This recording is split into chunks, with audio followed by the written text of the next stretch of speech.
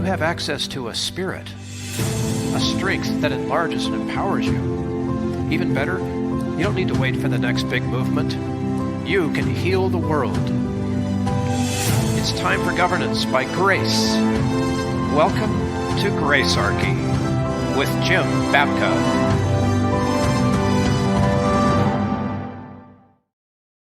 Oh my gosh, Jim, this is a big deal. I am so happy for this interview that you did in D.C. last weekend. So first of all, let's get the business out of the way. Thank you. Thank you to Zero Aggression Project.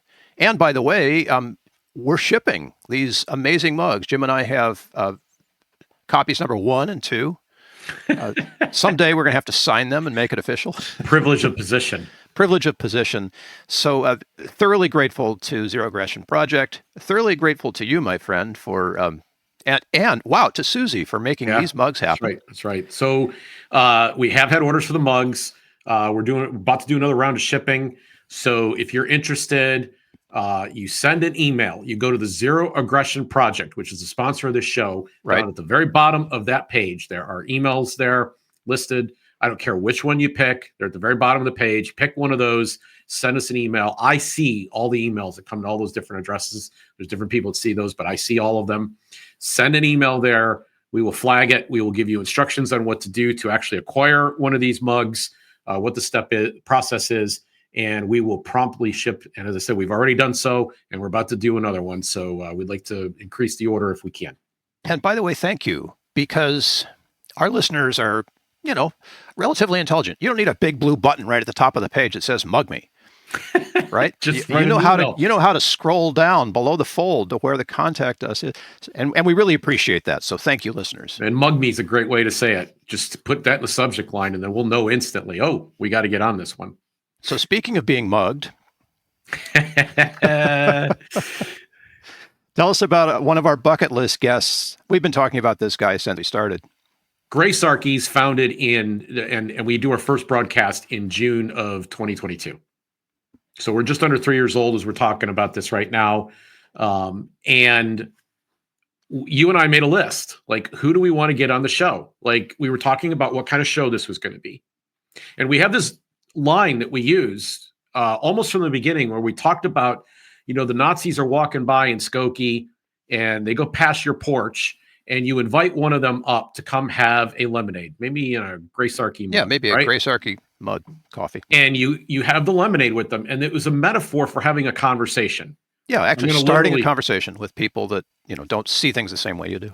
I'm literally going to bring this up with Daryl because he practically is the patron saint. And when we made that list, he was the very first name on that list. We had a few different people that were really mattered, and we've had some of those people on already. But the guy that was at the very top of my list, the guy that was like, oh, it'd be the dream if we could get him on the show, was Daryl Davis. So I first met him in 2023, and we got to talk. And in fact, even that was filmed at the time, but it was for another project that I'm involved in, and it was a short thing.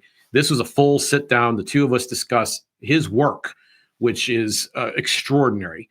I'm not going to spend a lot of time on introduction, Bill, because Daryl Davis is going to introduce himself in this interview. You're going to begin to get to know him in this part 1 of a 2-part series that we're going to do, interviewing Daryl Davis, our ultimate bucket list guest. Let's get into it. We're here at LibertyCon.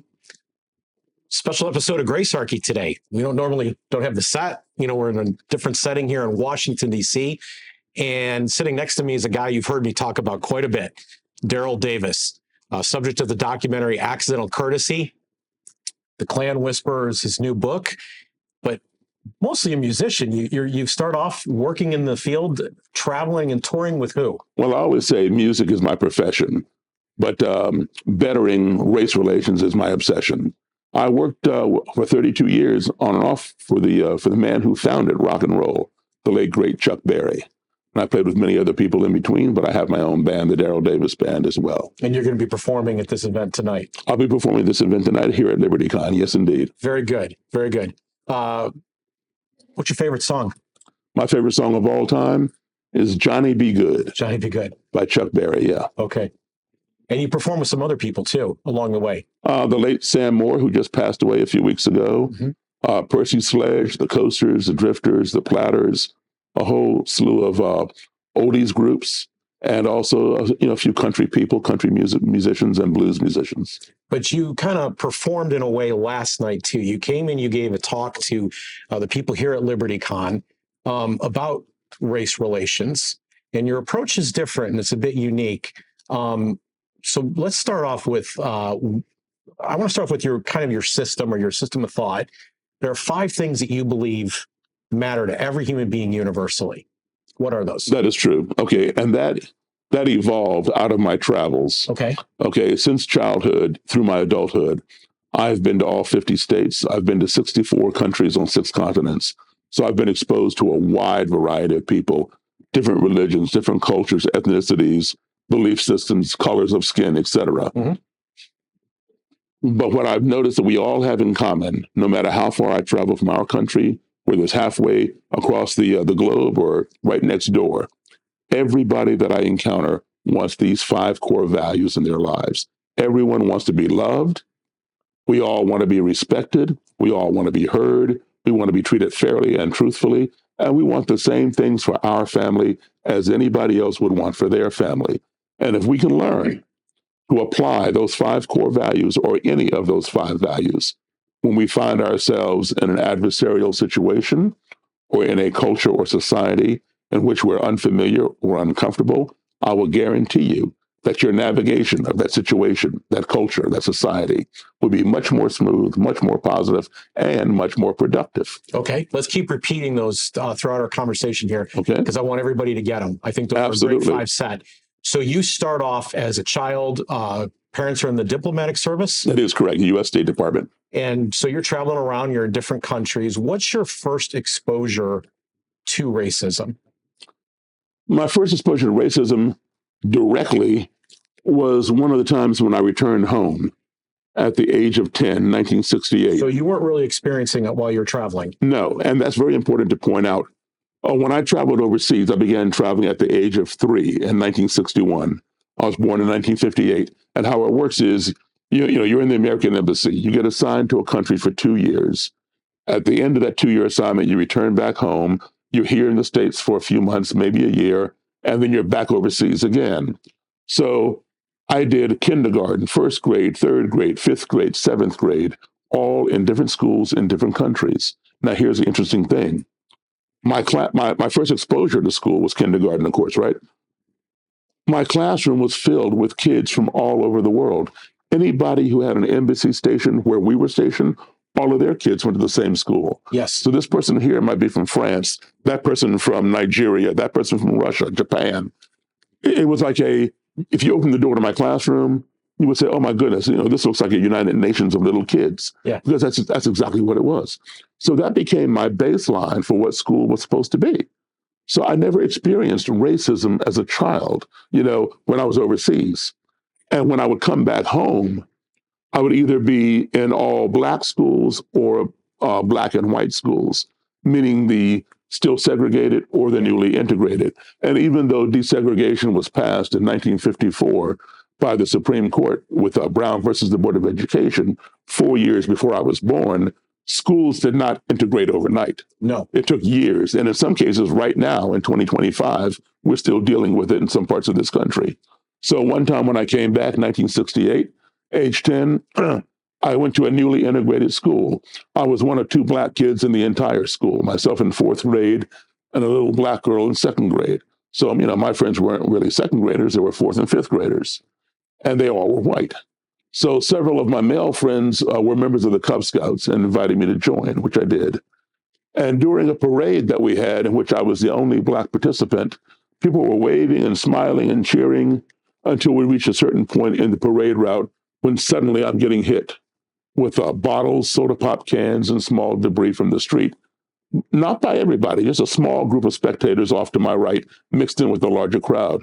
I remember there being a couple of kids and a couple of adults who I assume were their parents, who were throwing things and yelling things. I really couldn't hear what they were yelling because, there's a marching band playing and people cheering. But they were throwing things. And because I never had a precedent for this, my first thought was, oh, those people over there don't like the Scouts. That's how naive I was. I didn't realize that I was the only Scout getting hit until my den mother, my Cub master, my troop leader all came back, who all were white. and huddled over me with their bodies and escorted me out of the danger.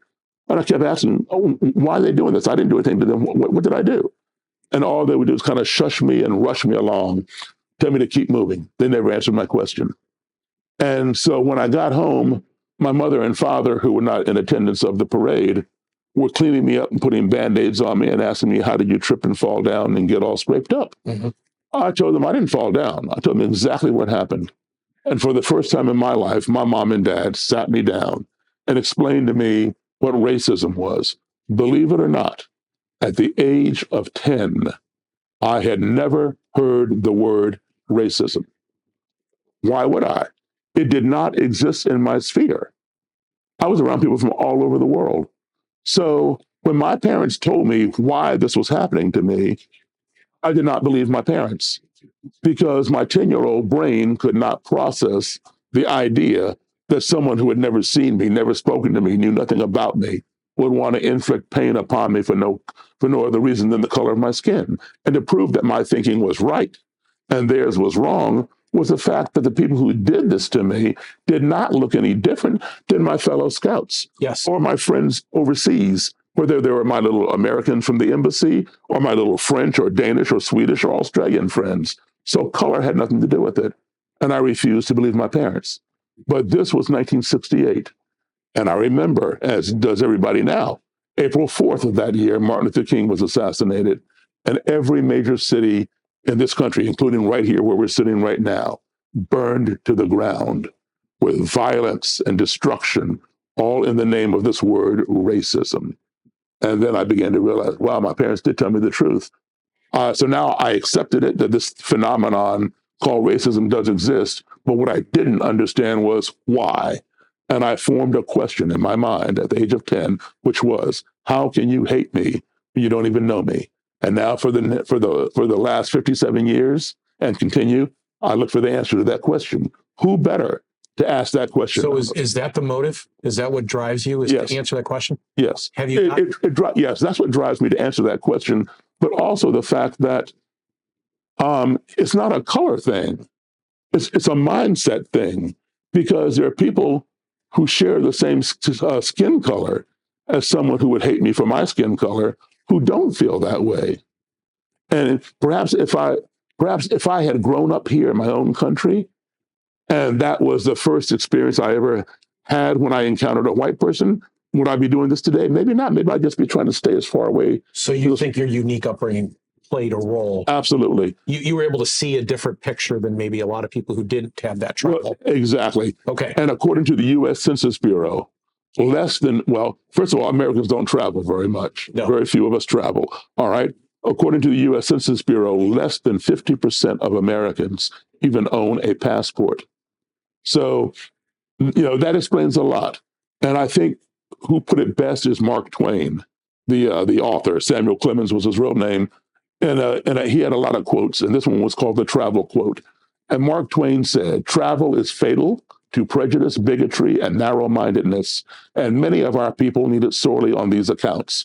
Broad, wholesome, charitable views of men and things cannot be acquired by vegetating in one little corner of the earth all one's lifetime. And that is so true. But now, all that travel that I've done, that I mentioned earlier, does not make me a better human being than somebody with less travel.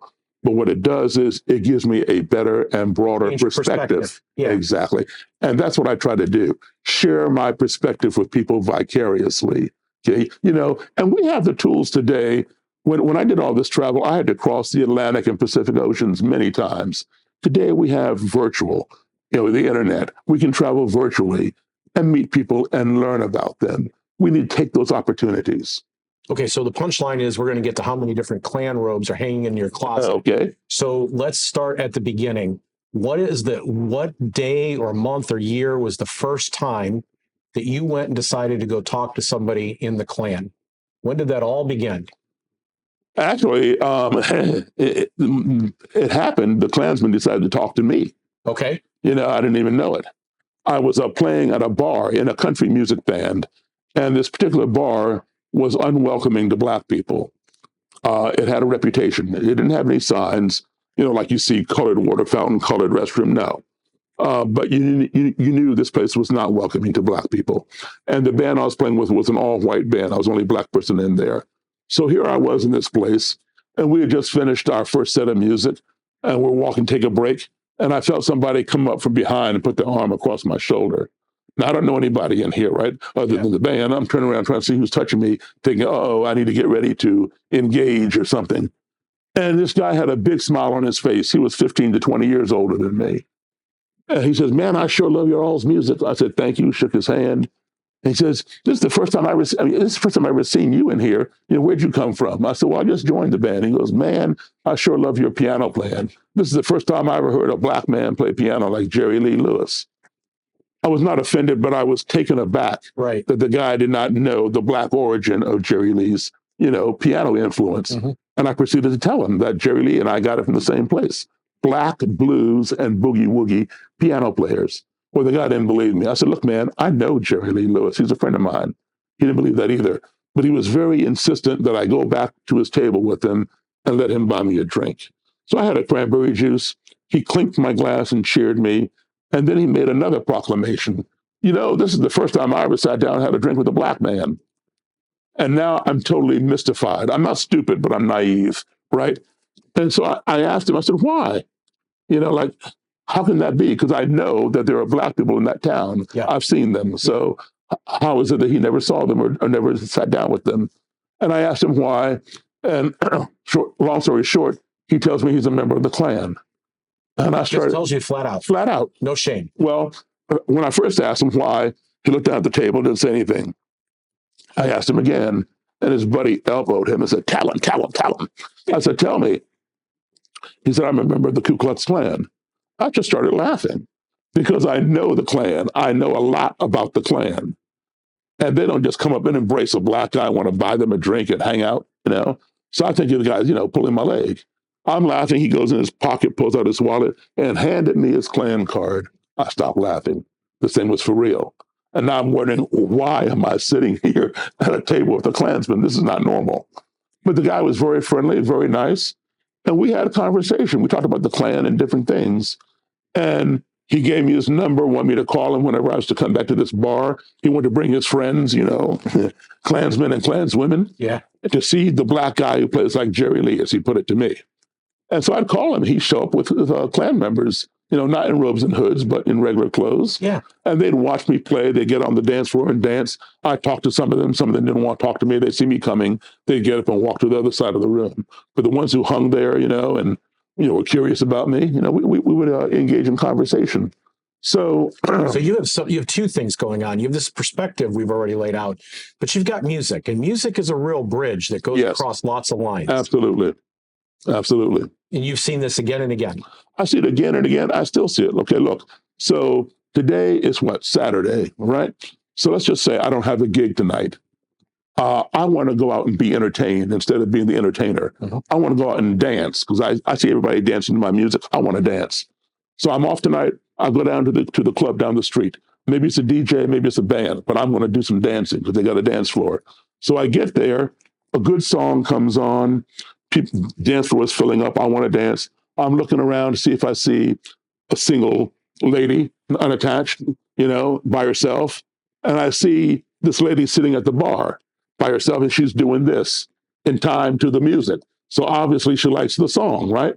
I walk over there and say, I don't know her. I walk over there and say, hey, would you care to dance? She says, sure. So pops off her bar stool. We walk out on the dance floor and we're dancing. If it's a slow song, we got our arms wrapped around each other and we're slowly turning around on the floor. If it's a fast song, we're apart, we're shaking, whatever. I don't know this woman. At the end of the song, I escort her back to where I found her on the bar seat. Thank her for the dance. By the way, my name is Daryl. What's your name? She says, my name is Susie. All right. And so what do you do, Daryl? I say, well, I'm a cashier at McDonald's. And what do you do? And she says, well, I'm vice president of LibertyCon. Oh my goodness. She's making millions of dollars a year. And I'm only making, 9 or 10 grand a year. Where would two people that far apart on the socioeconomic spectrum come this close without even knowing each other? Music was that universal language.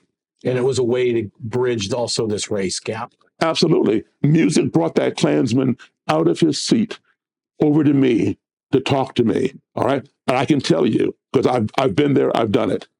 Going to a place where you're not welcome, you got to fight your way out. Okay. If I'd gone in there not as a musician, just come in there to dance, and there are nothing but white women in there, I would have had to fight my way out. So he approaches you first. When do you start doing the approaches? Okay, so that happened a few years later. All right, it should have happened right then and there, but it was so unexpected because I've been looking for the answer to my question: how can you hate me when you don't even know me? I've been looking for that ever since I was 10 years old. Right. So after this experience with this Klansman, a few years later, it suddenly dawned on me, Daryl, the answer to your question fell right into your lap and you didn't realize it.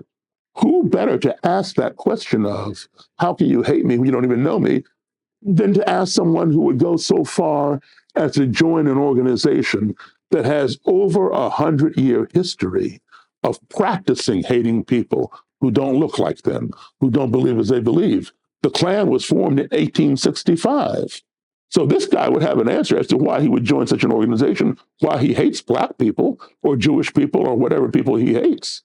So get back in contact with that guy. I have every book written on the Klan, every one. They all are written by white authors.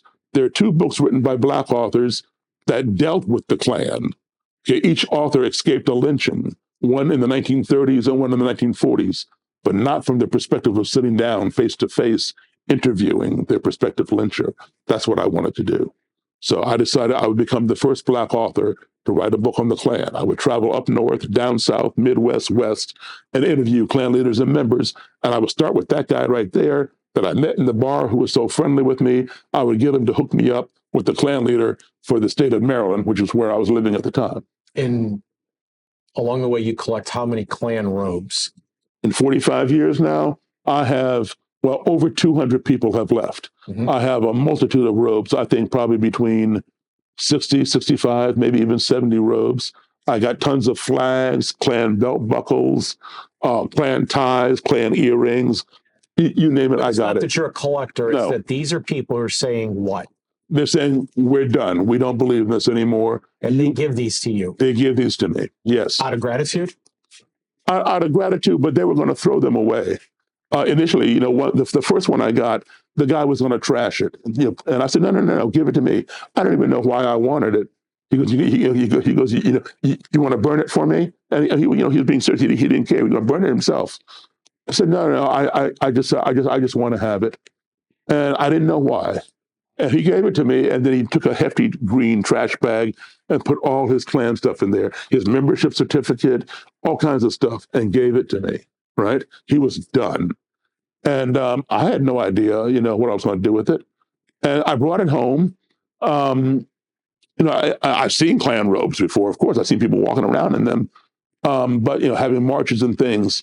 And they feel powerful when they put on that robe. It's almost like a Clark Kent Superman effect. They're meek, mild in their little suit and tie, but then they put on that Klan robe and they become Superman, kind of thing. So that's some kind of magical power. Now, I know this is going to freak some people out, but I'm going to be transparent here. I'm going to tell the truth here. I never had a Klan robe before.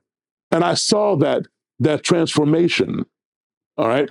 The first time I interviewed a Klansman, he brought his robe with him. He came in a suit and tie, and then he put on his robe, and I saw that transformation happen right before my eyes. So what did I do when I got home? I took that Klan robe, and I put it on, and I put on the hood, and I stood in front of the mirror to see if I felt or looked any different. I felt and looked stupid, so I took it off. Yeah, but now, to date, I have a bunch of those things, and I have a 501c3. I'm going to be opening up a museum, and I will display a lot of those things and things that I've gotten from neo-Nazis, swastika flags, armbands, all kinds of other, things. And you got more than a couple dozen robes in your closet. Yes. What? Tell us your favorite story or the most vivid story of how something like that happens. What's the process from soup to nuts? Okay, well, I got a ton of stories, but I'll tell you one that you might find interesting.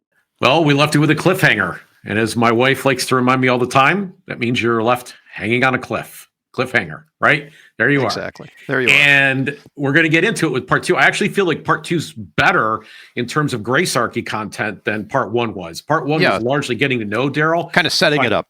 Yes, and getting to know his history. But there were still some significant things that happened in this episode, Bill. What did you take away? Well, in addition to just being overwhelmed by, as a piano player, this is one of the gods of piano still living today, right? Oh my gosh. With Chuck Berry 30 years, it's like...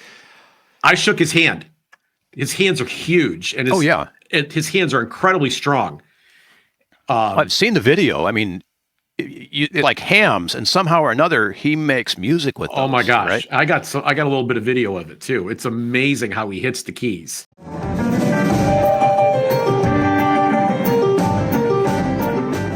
So the thing that came for me, Jim, out of all of this, like, I've been following this guy. I've heard interviews since Love and Radio back in the day. It's the first one where I encountered Daryl. But there's one thing that he says that is so crucially important, and everybody knows this, like music is the universal language. But he says it in a different way. He's saying that music is the universal safety language. Like when you're in music, you're safe. That really speaks to me. Yeah, it allowed him to cross bridges, right? Build bridges between people.